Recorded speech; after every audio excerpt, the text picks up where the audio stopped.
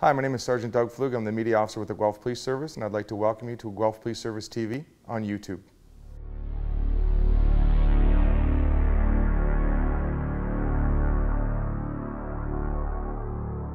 Well, good morning. My name is Sergeant Doug Flug of the Guelph Police Service, and I'm here to talk to you today about FaceLine Online Security. We've got a presentation that we've prepared for you, but we want to tell you how this presentation came to being. Last year we applied for the Proceeds of Crime grant with the Ontario government, and we were fortunate enough to receive a substantial amount of money towards this presentation. In that we have been able to buy several MacBook computers, but more importantly we were able to buy 40 iPads. What we're doing right now is we're going around throughout the entire high school population, and we're teaching young people through interactive abilities through the iPads to lock their Facebook page down, and hopefully at the end of the presentation they'll leave and go home much safer online than they were in previous times. The Guelph Police Service has a very comprehensive social media platform that we started about 2.5 years ago.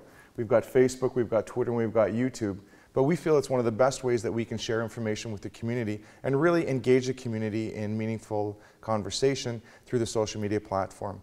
Traditionally, most corporations or police services had their website, which ours is guelphpolice.com. That only reached an older audience. Today, we've incorporated the Facebook, the Twitter, and the YouTube so we can reach the under 20 crowd and really engage them and be positive in their lives. Bearing in mind, we are constantly reviewing our security settings to ensure that our social media communications are uncompromised, professional, and accurate. The biggest thing we want here is we need to maintain a constant, consistent message, and it has to be professional.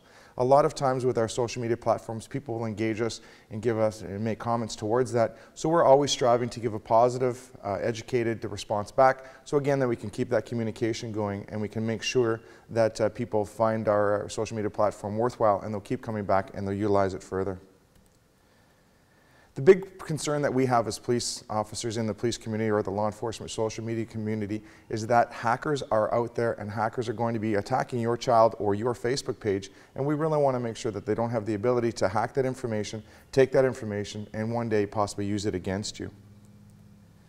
One only needs to look at your Facebook page and is it really what you want it to say? I encourage a lot of young people to create a book. And as you go through high school and you go through your social media world, try to create a bestseller so it's a nice book with a good hardcover so that all the content is inside so that when someone comes up to you when it's high school is finished for university or for jobs in the future, they look at that book and they go, man, that's a bestseller, and they want to invest in that book. On the flip side, if your social media presence is less than desirable, there's lots of swearing on your Facebook page, there's pictures of just different social things, intoxicated states and that type of stuff, you're not really creating that best-selling book, you're creating more of a trash magazine. And we really want through this presentation to have young people so that they're not creating that trash magazine, but actually they're going to be creating that best-selling book so that when it's time for college, university, or later on down the life for employment, that they're going to have a phenomenal book. One only needs to look through careerbuilders.com, where they're talking that increasing numbers of employers are checking out potential staff social media or social networking profiles. Nowadays, there's a corporate image that a lot of the corporations have, so they're going to be searching you online and through your social media platform to see if you fit the company profile and if you could benefit that company. You don't want to have a situation where it comes down to two people that are potentially being hired and they look at your social media platform and it's a lot less desirable than the other person, and it could very well cost you your job.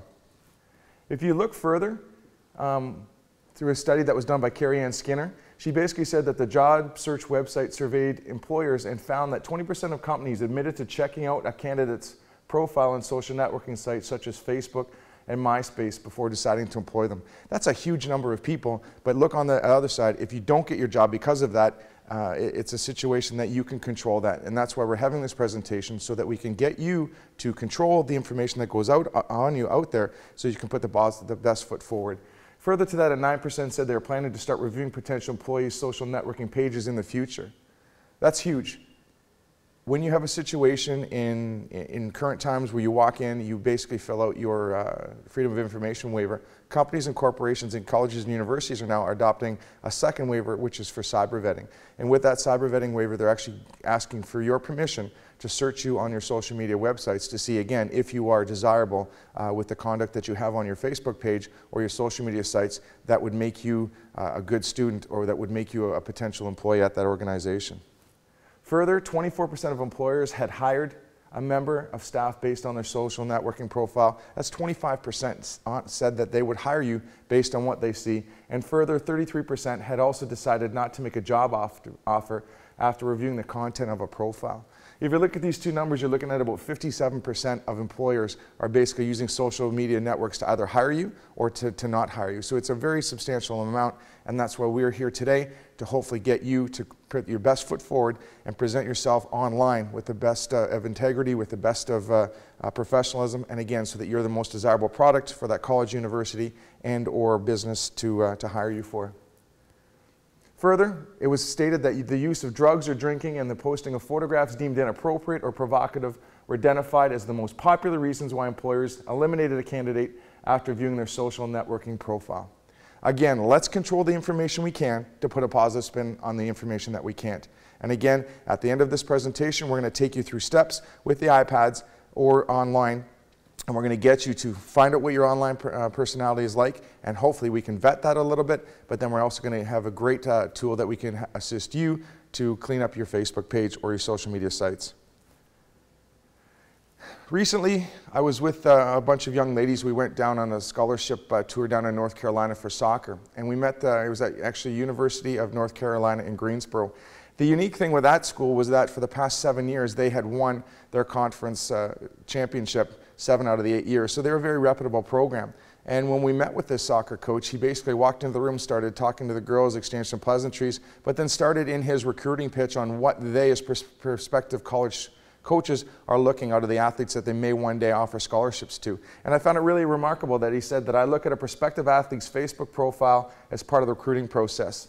If I see pictures or posts involving partying, drinking, profanities, etc., I look elsewhere. And I think that's really important for young people to realize that when you're going through high school, if you want colleges, universities, future employment, or you are an athlete and you're looking for a scholarship down the road, you need to realize that people are looking at these sites to see who you are. It's part of their recruiting process, whether it's athletic, whether it's for education, or whether it's for business. You have to bear in mind that people are going to be doing this. So again, let's put our best foot forward so that at the end of the day, when people look at you, they go, man, I want you to be part of our organization or part of our workplace.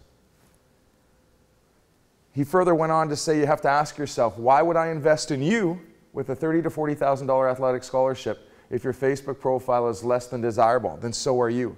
Again, in the athletic context, these people are offering anywhere from a $30,000 to $40,000 per year athletic scholarship.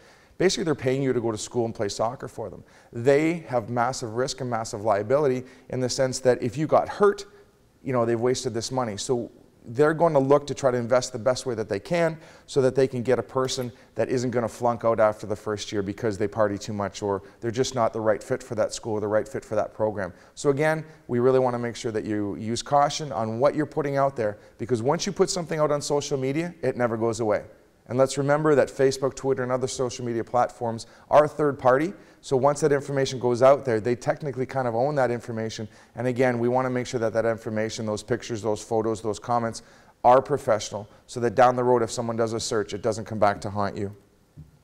Now, I'm going to ask everyone to log onto their iPads or go onto your computer right now and take a look at the website on the screen, 123people.com.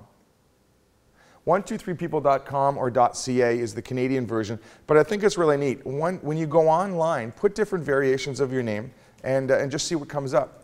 I know when I put mine through there, it comes up with a word cloud. And basically what that are a lot of different keywords. There'll be the Guelph Police, there'll be the Guelph Storm, there'll be Special Olympics, there'll be all kind of words that have associations to my name as the Guelph Police Service Media Officer or as Doug Pflug, the citizen. In that, you're going to start to see pictures, articles, different types of periodicals that will have your name embedded on it. A lot of these things, when you go through it, you're going to find out that you didn't realize that that was about you online. One only needs to look on every Saturday in the newspaper when you see the local sports scores or that type of thing where your name is listed as scoring 2 or 3 touchdowns or 2 or 3 goals in a hockey game or 14 points in a basketball game. Those records are being uploaded onto the internet, and therefore there is a record of you there. So again, I would much rather you as a young person, and we do a 1, 2, 3 people check on you. It comes up with a lot of sports stuff. It comes up with chess clubs, drama, or just some of the good service in the community that you're doing. Those are the types of things that are going to be uploaded onto the internet, sometimes without your knowledge, but also you have to bear in mind that if there are bad things, those things too could be uploaded on the internet.